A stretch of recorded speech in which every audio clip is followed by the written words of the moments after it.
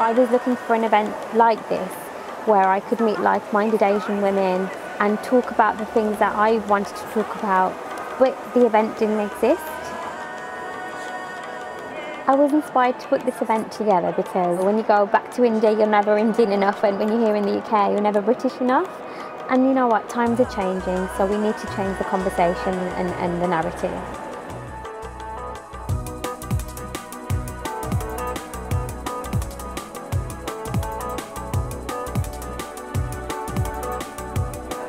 Shani Danda, the founder of Asian Women Festival, came on stage and had us all in tears when she was talking about her experience as a woman with a disability. She has brittle bone disease, and I was in pieces when she talked about the fact that stood at a bus stop, a man said to her, "You're never going to get married, you're never going to have children." And it was just that starting point for me today, and reflecting upon how, in some way, shape or form, as Asian women, we are always judged. But actually we never really get an opportunity to air our voices, to share our opinions, to really talk about our perspectives. And I think today's been a success because you've heard from women like me, a new mum, you've heard from women like Shani who has disabilities, you've heard from women who are businesswomen, entrepreneurs, but also you get to see how fun and multifaceted we are as women as well. We've had a variety of talks and workshops, and Bazaar is just like a colourful mixed batch of everything, so I think it's a little bit for everyone. Everyone seems to really enjoyed it. I thoroughly enjoyed being on that panel actually with two other incredible ladies. No matter what your circumstances, no matter what your background, if you start by believing in yourself, that's when things will start happening for you. Talking about mental health, talking about sex, talking about not being married, you know, at a certain age, being an Asian woman.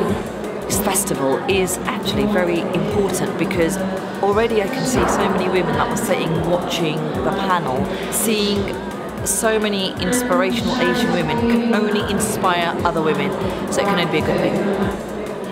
As a young Asian woman, I'm really passionate about getting us to think about who we are and perhaps rewriting a story that has originally been told for us and written for us, and kind of taking that power and ownership back.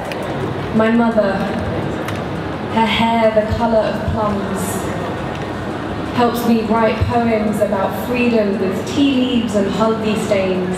Poetry can be such a powerful form of social change. I can talk about the topics I'm passionate about through these short poems, and people might be able to access them and understand them.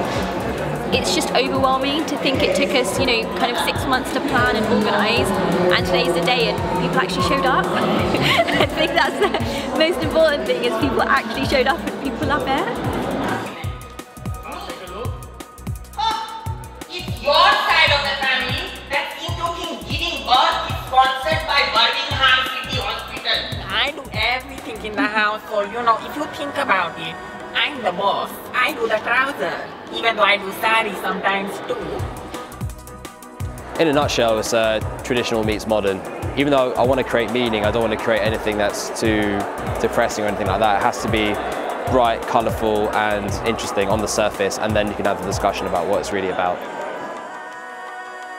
Not many people from the Asian community are signed up. I just spoke to a person that thought organ donation was against their religion, but we're like, actually, it's not. We've got some literature of multi-faith, Hindu, Muslim, Jewish, Sikh. There's lots of literature out there, so it's not against religion. These events help us to go out there and educate and get people onto that register, to help people like Mina and the countless others out there, to give them a second chance of life. You can't define an Asian woman, and actually that is something to celebrate. Yes, we are women, yes, we may be British, and yes, we may be Asian, but actually there's a lot more that unites us than divides us. As we know in this country, Asian women are 3 times more likely to commit suicide and kill themselves than their female white counterparts. And that shows to me that something is intrinsically wrong within our community. And as much as we want to celebrate our achievements, today has shown how we need to highlight when things are wrong and how we can support each other with our mental health.